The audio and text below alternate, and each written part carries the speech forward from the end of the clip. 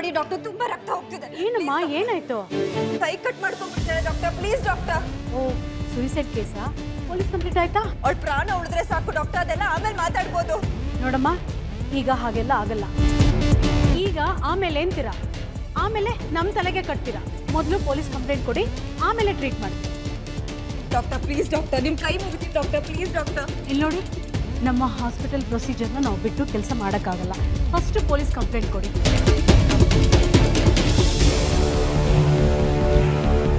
ಏನೂ ಆಗಲ್ಲ ಚುಕ್ಕಿ, ನಿಂಗೆ ಎಲ್ಲ ಸರಿ ಹೋಗುತ್ತೆ.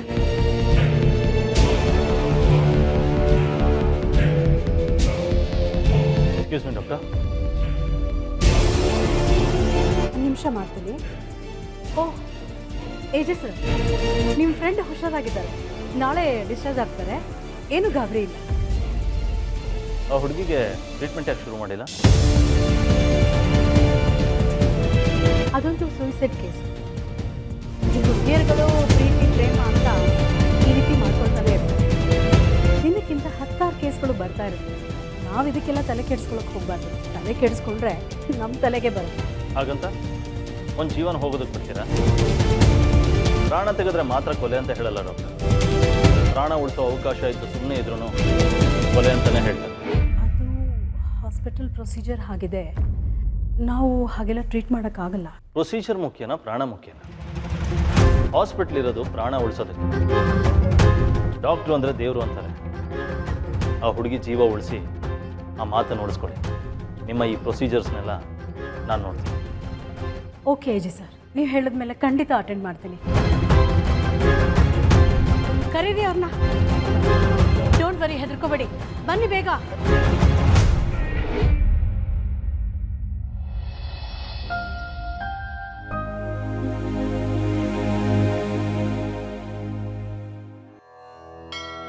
Thank you partner. ಟ್ರೀಟ್ ಮಾಡೋಕ್ಕೆ ಡಾಕ್ಟರ್ನ ಕಳಿಸಿದ ಹಾಗೆ ನನ್ನ ತಂಗಿ ಜೀವನೂ ನೀನೇ ಉಳಿಸ್ಬೇಕು.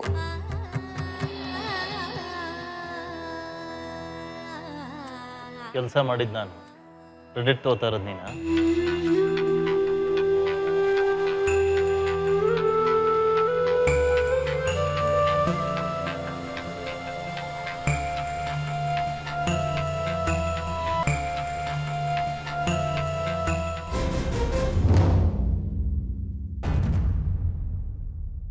ಏನ್ರಿ ಇದು?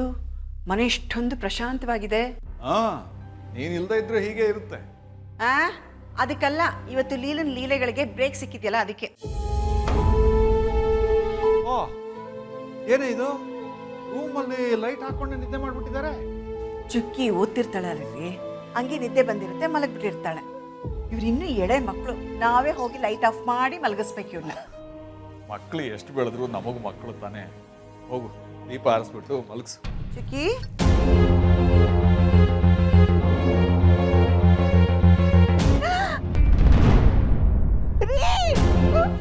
ಏನಾಯ್ತು? ಯಾಕೆ ಕೂತ್ಕೊಂಡೆ?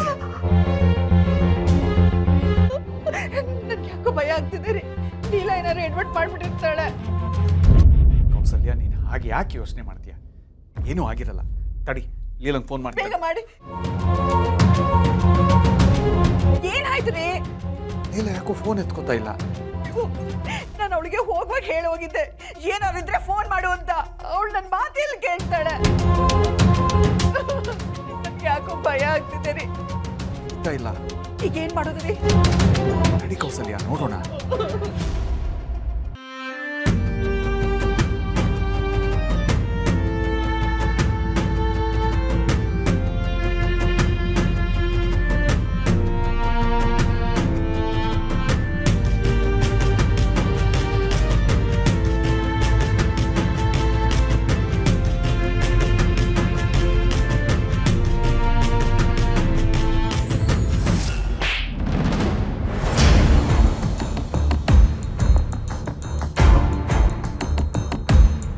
ಮಾಡ್ತಾ ಇದೀಯಾ? ಇದು ಹಾಸ್ಪಿಟ್ಲು, ಮನೆ ಅಲ್ಲ. ಏನೇ ಇದ್ರೂ ಮನೇಲಿ ಮಾತಾಡ್ಬೋದು, ಇಲ್ಲಲ್ಲ. ಏನ್ರಿ ಮನೆಯಲ್ಲಿ ಮಾತಾಡೋದು? ಇವಳು ಮಾಡಿರೋ ಎಡವಟ್ಟಿಂದ ನನ್ನ ಮಗಳ ಪ್ರಾಣಕ್ಕೆ ಕುತ್ತು ತಂದಿದ್ದಾಳೆ. ಏಯ್ ಹೇಳೆ, ಎಲ್ಲೇ ನನ್ನ ಮಗಳು? ಏನೇ ಮಾಡಿದೆ ಅವಳನ್ನ?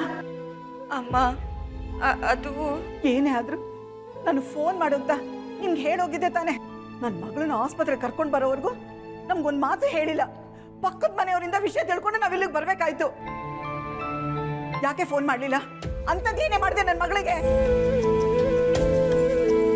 ಕೌಸಲ್ಯ, ಸಮಾಧಾನ ಮಾಡ್ಕೊ. ಇಲ್ಲ, ಯಾಕಮ್ಮ ಹೀಗೆ ಮಾಡಿದೆ? ಚುಕ್ಕಿ ಎಲ್ಲಿದ್ದಾಳೆ? ಏನಾಯ್ತು? ನಿಮ್ಮ ತಂಗಿ ಈಗ ಹುಷಾರಾಗಿದ್ದಾಳೆ. ನೀವು ಹೋಗಿ ಅವರನ್ನ ಮಾತಾಡಿಸ್ಬೋದು. ಆದರೆ ತುಂಬ ಡಿಸ್ಟರ್ಬ್ ಮಾಡಬೇಡಿ. ಅಮ್ಮ ಏನಾಯ್ತು ಅಂತ ಮಾತ್ರ ಚುಕ್ಕಿ ಹತ್ರ ಕೇಳ್ಬೇಡ. ಯಾಕೆ ಕೇಳಬಾರ್ದು? ನೀನಂತೂ ಬಾಯಿ ಬಿಡ್ಲಿಲ್ಲ. ಅವಳೇನಾದ್ರೂ ಹೇಳ್ಬಿಡ್ತಾಳೆ ಅಂತ ಭಯನಾ? ಚುಕ್ಕಿಗೆ ಸ್ಟ್ರೇನ್ ಆಗಿರುತ್ತೆ. ಡಾಕ್ಟರ್ ಹೇಳೋಗಿದ್ದಾರೆ ಅವಳಿಗೆ ಡಿಸ್ಟರ್ಬ್ ಮಾಡಬೇಡಿ ಅಂತ. ಅವಳಿಗೇನು ಕೇಳ್ಬೇಡ ಅಮ್ಮ, ನಾನೇ ಹೇಳ್ತೀನಿ.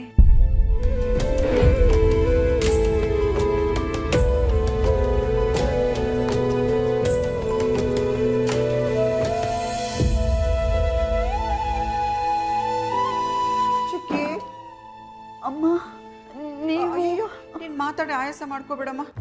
ವಿಷಯ ಎಲ್ಲ ನಮಗೆ ಗೊತ್ತಾಯ್ತು.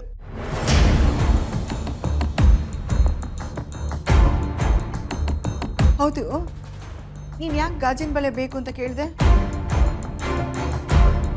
ನಿನಗೆ ಗಾಜಿನ ಬಳೆ ಹಾಕಕ್ಕೆ ಹೋಗಿ ಎಂತ ಅವಾಂತರ ಮಾಡಿಬಿಟ್ಟಿದ್ದಾಳೆ ನೋಡು. ಬಳೆ ಹಾಕಕ್ಕೂ ಮುಂಚೆ ಸೈಜ್ ಆಗುತ್ತೋ ಇಲ್ವೋ ಅಂತ ನೋಡ್ಬೇಕು ತಾನೆ. ಒಂದು ಅರ್ಜೆಂಟ್ ಇವಳಿಗೆ. ಕೌಸಲ್ಯ, ಆಗಿದ್ದಾಗೋಯ್ತು. ನೀಲ ಏನು ಬೇಕು ಅಂತ ಮಾಡಿದ್ಲಾ? ಬಳೆ ಹಾಕುವಾಗ ಒಂದು ಚಿಕ್ಕ ಅನಾಹುತ ಆಗಿದೆ ಅಷ್ಟೇ. ಓಹ್, ನೀವಿನ್ನೂ ಇವಳ ಪರನೇ ವಹಿಸ್ಕೊಂಡು ಮಾತಾಡ್ತಾ ಇದ್ದೀರಾ? ಇದು ನಿಮ್ಮ ಕಣ್ಣಿಗೆ ಚಿಕ್ಕ ಅನಾಹುತ ಥರನ ಕಾಣಿಸ್ತಾ ಇದೆ. ರಕ್ತ ಜಾಸ್ತಿ ಹೋಗಿ ಏನಾದರೂ ಹೆಚ್ಚು ಕಮ್ಮಿ ಆಗಿದ್ರೆ?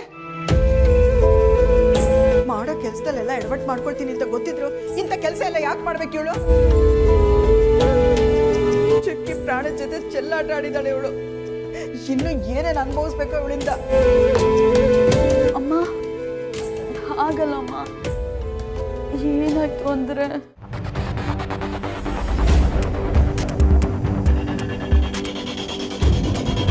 ನೀನು ಹೀಗೆ ಅವಳು ಪರ ವಹಿಸ್ಕೊಂಡು ಮಾತಾಡ್ತಿದ್ರೆ ಅವಳು ಮಾಡೋ ತಪ್ಪುಗಳು ಅವಳು ಗೊತ್ತಾಗೋದಾದ್ರೂ ಹೇಗೆ ಹೇಳು?